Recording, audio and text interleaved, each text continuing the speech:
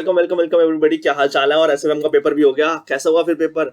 Sir कुछ question देखे देखे से लग रहे थे, लेकिन कुछ क्वेश्चन ऐसे आए थे जो देखे ही नहीं है, मतलब नए क्वेश्चन देखने को मिले हैं पेपर में। और थ्योरी कैसी थी? सर थ्योरी भी ना ओके ही थी, क्योंकि कुछ क्वेश्चन जो स्टार्टअप वगैरह के थे वो तो डायरेक्ट आए हैं, लेकिन कुछ क्वेश्चन ना सुने सुने से थे, लेकिन वो ढंग से आते नहीं थे, तो उसमें पूरे नंबर मिलना मुश्किल है। जैसे पास टू सर्टिफिकेट हो गया, सिक्योरिटाइजेशन वाले टॉपिक्स हो गए, और जो 6 का लास्ट पार्ट था वो तो तौबा तौबा, पता नहीं कहाँ से आया वो क्वेश्चन। कमोडिटी एट्रीब्यूटेबल वाला बहुत ही मुश्किल क्वेश्चन था वो। मतलब थ्योरी वो हमने कभी सुनी ना कभी पढ़ी है, तो हमने जो भी लिखा है उसमें जो एक आधा नंबर अगर उसने मन करा तो दे देगा, अदरवाइज ठीक है। तो इसकी वजह से पेपर थोड़ा अबव कैटेगरी में फॉल करता है, अबव एवरेज कैटेगरी में। तो थ्योरी भी एवरेज, अबव एवरेज, एवरेज कह लो, क्योंकि कुछ आती भी थी और कुछ नहीं भी। और मेन अबव एवरेज में इसलिए क्योंकि हल्का सा पेपर हल्का सा लेंथी साइड पे था। अब ये हल्का सा जो लेंथी साइड पे होता है ना, तो ऐसे पेपर सारे होने वाले हैं, ऑडिट भी लगेगा कभी कभी, तो उस वजह से अबव एवरेज। क्योंकि ऐसा नहीं था कि क्वेश्चन हिल ही नहीं रहे थे, क्वेश्चन हिल रहे थे, क्वेश्चन सॉल्व भी हो रहे थे। और एक आधा क्वेश्चन जो फॉरेक्स और डेरिवेटिव तो बहुत अच्छा है, वो ऑलमोस्ट सॉल्व से आया, सारा आता था हमें। लेकिन जो बाकी क्वेश्चन म्यूचुअल फंड का तंग करके गया, पहला क्वेश्चन का पहला पार्टी तंग करके गया, तो उस वजह से थोड़ा पेपर अबव एवरेज कैटेगरी में फॉल करता है। और एक बार ढंग से डिस्कस कर लेते हैं। ये सिक्योरिटी वैल्यूएशन का था, ये दिक्कत देखे गया बच्चों को, ये क्वेश्चन नहीं हुआ, और उस वजह से पहले मैंडेटरी क्वेश्चन की वजह से 10 नंबर का था और वो पूरा नहीं हुआ, तो वहीं थोड़ा दिमाग हिल जाता है। उसको छोड़ दिया करो, जो नहीं होता उसको आगे बढ़ा करो। उसके बाद हमारा फॉरेक्स क्वेश्चन था, फॉरेक्स आसाना है, फॉरेक्स और डेरिवेटिव दोनों के क्वेश्चन बहुत आसान है, डायरेक्ट क्वेश्चन है। उसके बाद हमारा स्पेकुलेशन वाला क्वेश्चन था, ये है स्वैप वाला, इंटरेस्ट रेट रिस्क मैनेजमेंट का क्वेश्चन है। लेकिन ये थ्योरी पढ़ना, क्योंकि मुझे पता है ऐसे उनकी थ्योरी कैसे पढ़ते हैं, कि ऊपर ऊपर से जो मेन चैप्टर होते हैं, स्टार्टअप, रिस्क मैनेजमेंट वगैरह, वो सारे पढ़ लेते हैं, उसकी हेडिंग पढ़ लेते हैं। इंटरेस्ट रेट रिस्क मैनेजमेंट का क्वेश्चन प्रॉपर तरीके से आना, तो फिर अच्छे से आपकी तैयारी हुई अगर आपको आता है तो। ये क्वेश्चन था बाहर का। अब क्वेश्चन कुछ कहेंगे आसान था, कुछ कहेंगे मुश्किल था, लेकिन रिस्क मैनेजमेंट सारे उतनी तमीज से पढ़ के नहीं जाते, क्योंकि छोटा सा चैप्टर है और 8 नंबर का आ जाए तो।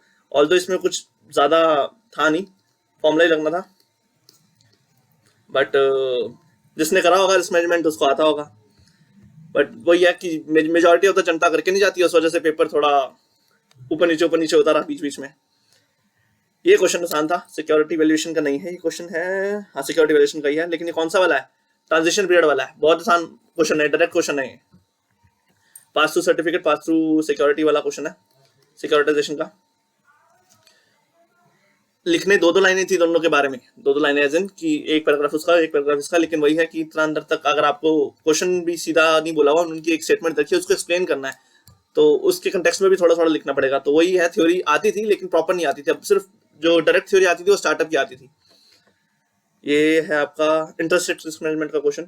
अब ये क्वेश्चन वैसे बुक का है, क्वेश्चन बुक का है, तो ये क्वेश्चन आपको कायदे से आना चाहिए, क्योंकि क्वेश्चन भी इतना कुछ नहीं है। आपको एक बेनिफिशियल बताना है, बेनिफिशियल में आपको कुछ नहीं बताना होता, आपको ये बताना होता है कि अगर सामने वाले का अच्छा है और अगर हमारे पास ऑप्शन है वो ट्रेड करने का, तो वो हम उसको लिस्ट करके दिखा देते हैं, और दूसरे वाले में स्वैप क्रिएट करनी है। तो इतना मुश्किल क्वेश्चन तो था नहीं, बट मैं बताऊं तो बच्चों का ये वाला भी थोड़ा ऐसे ही रहा, क्योंकि सबको क्वेश्चन नहीं आता था, कुछ कुछ छोड़ कर आए हैं।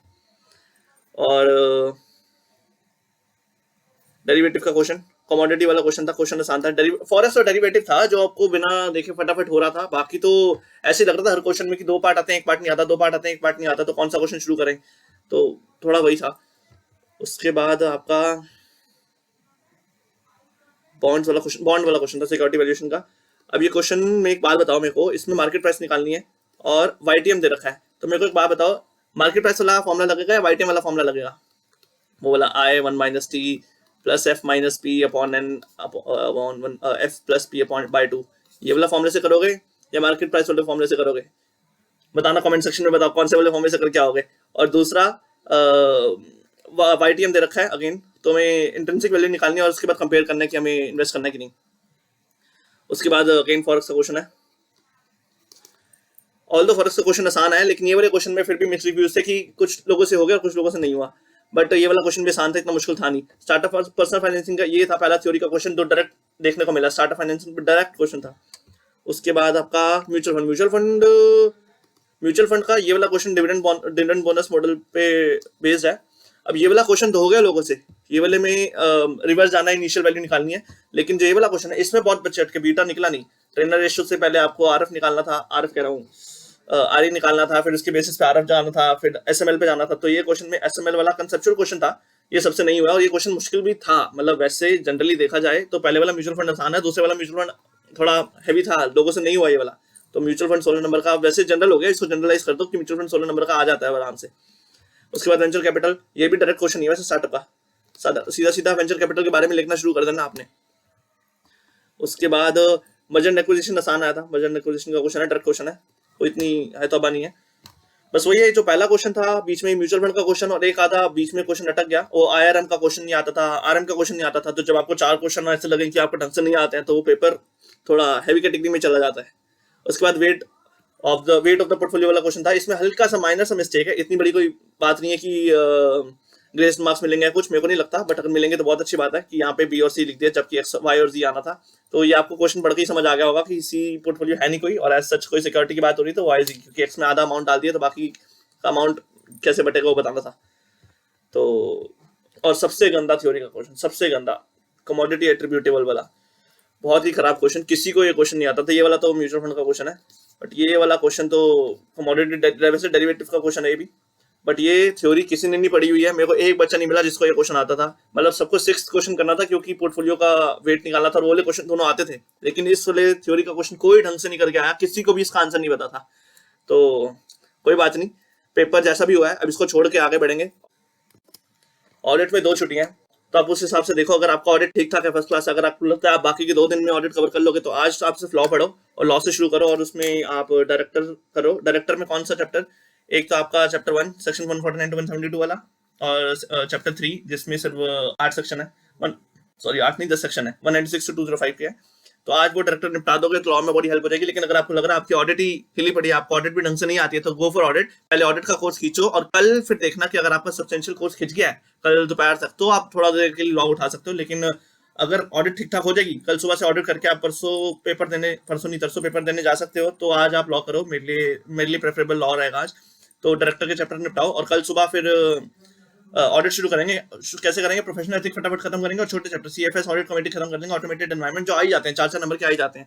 तो मेजर चैप्टर जो आ ही जाते हैं, और पीयर रिव्यू में तो फिर से थोड़ी सी अमेंडमेंट है, तो आप उस हिसाब से कवर करते चलो।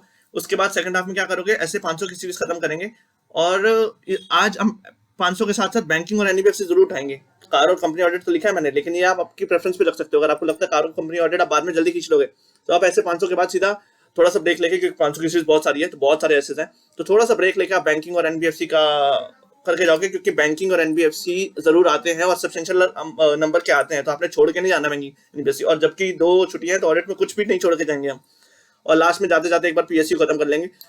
6 की सुबह को हम 600 और 700 की सीरीज से स्टार्ट करेंगे, फटाफट निपटाएंगे। 700 में ज्यादा ऐसे है, 600 में तो 3 ही है, तो 600 में मेन कर लो। अगर आपको सारे नहीं करने हैं, वैसे 3 ही फटाफट हो जाएंगे। एक मेजर एक ही है इंटरनल ऑडिट वाला, बाकी 2 तो छोटे छोटे हैं। 700 की series very very very very important, और उसके साथ इंटरनल ऑपरेशनल ऑडिट करेंगे। अब ड्यू डिलिजेंस तो करना है क्योंकि बहुत बड़ा चैप्टर है, फॉरेंसिक इन्वेस्टिगेशन में से कोई ना कोई क्वेश्चन जरूर आ जाता है। लेकिन फिस्कल लॉ आप देख लो, अगर आपको सिर्फ क्लॉजेस वगैरह के हिसाब से आपने पहले करा हुआ है तो गो फॉर इट। अगर आपने नहीं करा हुआ है तो आप थोड़ा ध्यान से, मतलब आप कोई और चैप्टर रख सकते हो इसकी बजाय, अगर आपको फिस्कल लॉ वगैरह नहीं करना है, क्योंकि वैसे फिस्कल लॉ भी आता है 4 नंबर का। लेकिन ड्यू डिलिजेंस बहुत वास्ट है, तो कभी कभी क्या होता है इन्वेस्टिगेशन का क्वेश्चन भी आ जाता है और ड्यू डिलिजेंस का क्वेश्चन भी आ जाता है, तो आप उस पर डिपेंड करता है। उसके बाद इंश्योरेंस और 400 की सीरीज के हम पेपर वाले दिन करेंगे और पेपर ढंग से देकर आएंगे। ठीक है, कोई भी बात है तो आप कमेंट सेक्शन में डालो। ठीक है, टेक केयर, बाय बाय।